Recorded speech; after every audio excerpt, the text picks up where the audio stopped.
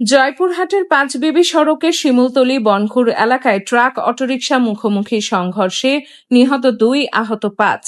জয়পুরহাট জেলা প্রতিনিধি, দেশের প্রত্যয় নিউজ ডেস্ক। জয়পুরহাট পাঁচবিবি সড়কের বনখুর এলাকায় ট্রাক ও অটোরিকশার মুখোমুখি সংঘর্ষে 2 জন নিহত ও 5 জন আহত হয়েছে। অ্যাক্টিভ পাওয়ার জেল সমৃদ্ধ সুইচ তুড়িতেই ঝকঝকে পরিষ্কার। মঙ্গলবার দুপুর 2টার দিকে পাঁচবিবি বীরনগর এলাকা থেকে একটি অটোরিকশা জয়পুরহাটের দিকে আসার সময় বিপরীত দিক থেকে আসা একটি ট্রাক অটোরিকশাটিকে ধাক্কা দেয়। দেখতেছি অটো নিচে পড়ে আসো, গাড়ি আগে ড্রাইভার সবাই ধরেছে। আর এখানে হলো কি কয় ওই মহিলারা পড়েছিল ঠ্যাঙ্কারে মুখের মাঠে সব রক্ত সব ঢাকে ঢুকে দিচ্ছে। ওই অবস্থায় আছে, পরে সার্ভিস আসে, সব তুলে পাগড়ে নিয়ে গেল।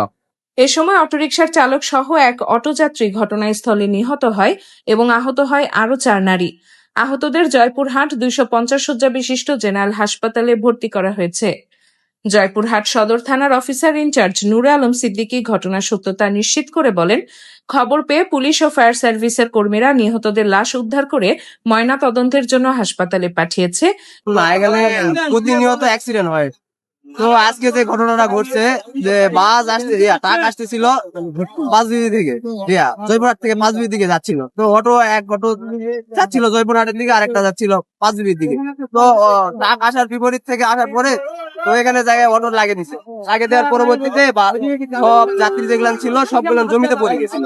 তো ওখানে স্পট ডেড মহিলা একজন মারা গেছিল, আর সবগুলো অটোতে এবং আহতদের উদ্ধার করে হাসপাতালে ভর্তি করে দিয়েছে। নিহতদের মধ্যে অটো চালক তৌহিদ হোসেনের বাড়ি পাঁচবিবি TNT পাড়া এবং অপর নিহত অজ্ঞাত মহিলার বাড়ি উপজেলার বীরনগর গ্রামে বলে জানা গেছে। আহতদের মধ্যে পাঁচবিবির বীরনগর গ্রামের শেফালি, বাসন্তী ও কেশমণি বলে জানা গেছে। অপর আহত 2 জনের পরিচয় এখনো পাওয়া যায়নি। ঘটনার পর স্থানীয়রা ট্রাক ও ড্রাইভার হেল্পারকে আটক করেছে বলে জানা গেছে। অয়ন্তী সরকার বর্ষা, দেশের প্রত্যয় নিউজ ডেস্ক।